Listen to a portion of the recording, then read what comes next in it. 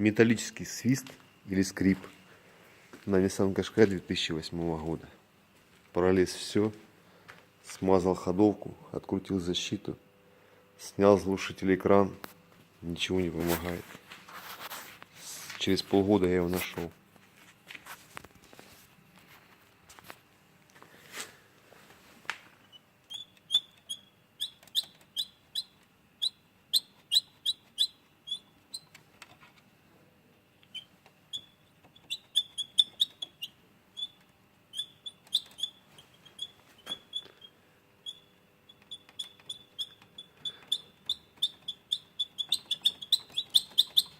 Такие вот сверчки на Nissan Qashqai.